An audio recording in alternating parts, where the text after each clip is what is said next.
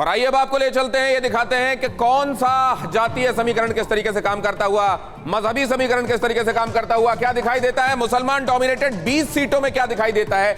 20 सीटों में भारतीय जनता पार्टी 14, कांग्रेस 6, आम आदमी पार्टी 0 और अदर 0। कांग्रेस 6 पर, लेकिन भारतीय जनता पार्टी 14 पर। मतलब मुसलमान शिफ्ट हुए हैं भारतीय जनता पार्टी की तरफ। अगला फैक्टर, बिल्कुल ये ट्रेंड अपने आप में बहुत महत्वपूर्ण, मुस्लिम वोटर्स शिफ्ट हो रहे हैं भारतीय जनता पार्टी की तरफ। ये साफ तौर पर बता रहे हैं अलग अलग जो जातीय समीकरण है वो क्या इशारे कर रहे हैं। कोहली फैक्टर देखिए, ऐसी सीटों पर भारतीय जनता पार्टी 19 सीटें हासिल करती हुई, कांग्रेस पार्टी 1, आम आदमी पार्टी 1, यानी बीजेपी का दबदबा साफ तौर पर कोहली सीटों पर नजर आ रहा है।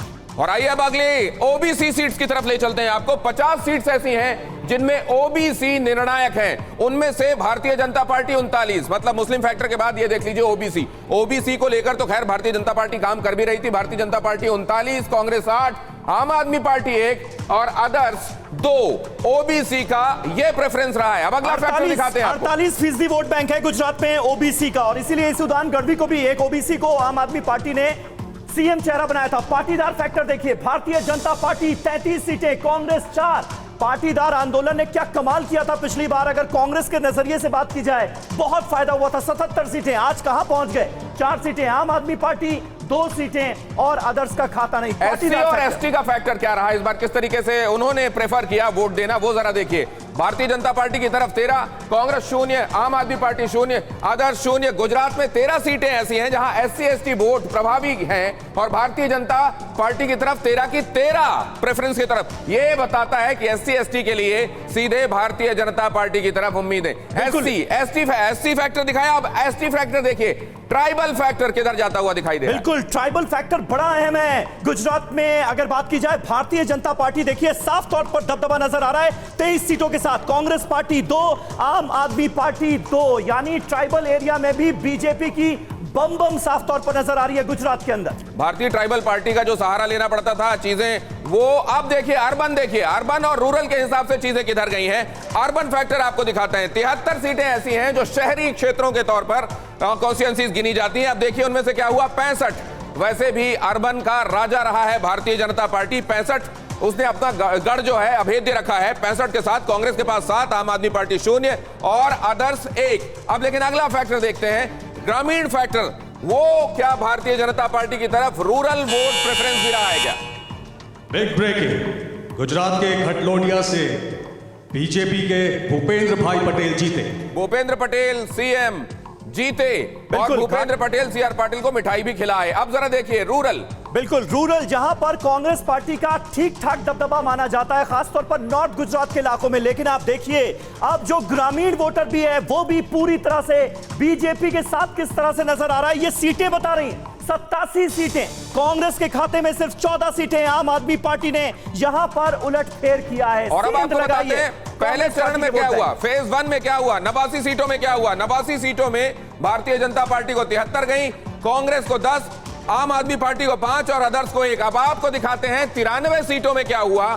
फेज 2 की 93 सीटों में से किसको कितनी सीटें गई। बिल्कुल, पहले चरण का जो चैंपियन रहा वो तो मुझे आम आदमी पार्टी नजर आ रही है। आम आदमी पार्टी देखिए 5 सीटें फर्स्ट फेज के इलेक्शन में, यानी सबसे ज्यादा फायदा जो है आम आदमी पार्टी को फर्स्ट फेज के इलेक्शन में हुआ है। दूसरे चरण के चैंपियन जाहिर तौर पर बीजेपी सबसे पहले 79 सीटों के साथ, 79 सीटों के साथ, कांग्रेस पार्टी 11, आम आदमी पार्टी 1 और अदर्स के खाते में 2 सीटें। दूसरे चरण के चुनाव के ये नतीजे रुझान बता रहे हैं। ये आपने देखा, सेग्रीगेट करके हमने आपको ये समझाने की कोशिश की है किस तरह का वोटर किस पार्टी की तरफ गया है।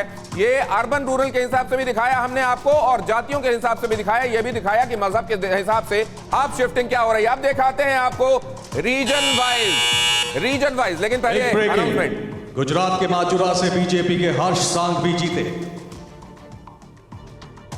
तो ये देखिए अब रीजन वाइज बात कर लेते हैं। सबसे पहले बात सौराष्ट्र कच्छ की करते हैं। सौराष्ट्र में 2017 में खासा नुकसान हुआ था बीजेपी को, लेकिन इस बार तो सारे नुकसान की भरपाई हो गई। 41 सीटें सौराष्ट्र कच्छ में बीजेपी के खाते में जाती हुई, कांग्रेस के खाते में 8, आम आदमी पार्टी के खाते में 4 और अदर्स के पास सिर्फ 1 सीटें, यानी सौराष्ट्र कच्छ में तूती बोल रही है बीजेपी की। अब देखते हैं उत्तर गुजरात, मध्य गुजरात और दक्षिण गुजरात का क्या हाल है। ये रहा आपके सामने मध्य गुजरात में 61 सीटें हैं और मध्य गुजरात की 61 सीटों में से 57 भारतीय जनता पार्टी के पास जाती हुई दिखाई दे रही है। कांग्रेस 3, आम आदमी पार्टी 0 और अदर्स 1 पर दिखाई दे रहे हैं। यह है मध्य गुजरात। अब आपको दिखाते हैं उत्तर गुजरात का हाल। बिल्कुल, उत्तर गुजरात की खास बात यह है कि यहां पर 2017 में कांग्रेस पार्टी का पलड़ा भारी नजर आ रहा था, लेकिन इस बार बीजेपी की बम बम यहां पर भी है। नॉर्थ गुजरात में 22 सीटें कांग्रेस के पास नहीं, बीजेपी के पास जाती हुई नजर आ रही हैं। 8 सीटें सिर्फ कांग्रेस पार्टी के पास,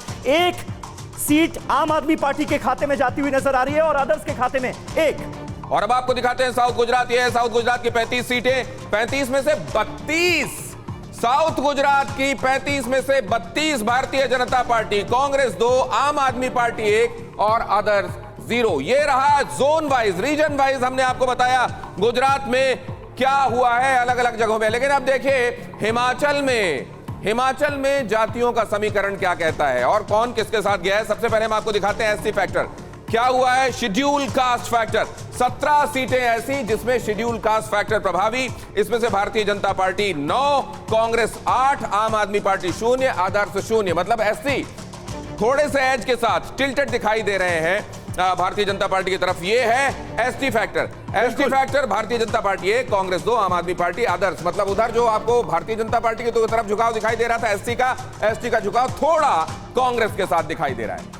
अब आपको दिखाते हैं रैली वाइज जरा क्या हुआ है, बताइए। ये बहुत अहम है, किसको कितनी सीट। पीएम मोदी की रैली रिपोर्ट आप देखिए। 68 सीटों को प्रभावित किया प्रधानमंत्री नरेंद्र मोदी ने जहां जहां रैली की, जिन जिलों में की। 68 सीटें डायरेक्टली प्रभावित हुई। उसका असर कितना पड़ा? इन 68 में से 26 सीटों पर भारतीय जनता पार्टी जीती है और कांग्रेस पार्टी 39। मुझे लग रहा है ये थोड़ा गड़बड़ है, आंकड़े गड़बड़ है, कुछ लग रहा है ऐसा। आम आदमी पार्टी के खाते में 0, अदर्स के खाते में 3 सीटें।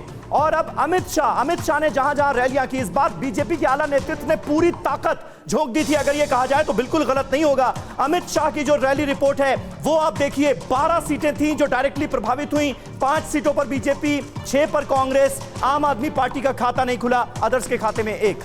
वैसे हिमाचल में जिस तरीके की स्थिति है, जितने वोटर्स हैं एक असेंबली में, और जो यहां नेक टू नेक दिखाई दिया मामला, उसमें ये रैलियों के हिसाब से strike rate Bharatiya Janata party का बुरा नहीं कहा जाएगा। अब ये देखिए जरा प्रियंका गांधी की रैलियां और उनका प्रभाव कितनी सीटों पर कैसा दिखाई दिया, बताइए समीर। बिल्कुल, प्रियंका गांधी ने जहां जहां रैली की, आप देखिए ऐसी 5 सीटें थी जो प्रभावित मानी जा सकती हैं। बीजेपी ने 1 सीट पर जीत हासिल की है। कांग्रेस पार्टी को फायदा हुआ है प्रियंका गांधी की रैली से। 4 सीटें कांग्रेस पार्टी के खाते में यहां पर गईं और आम आदमी पार्टी और अदर्स का तो खाता नहीं खुलता है।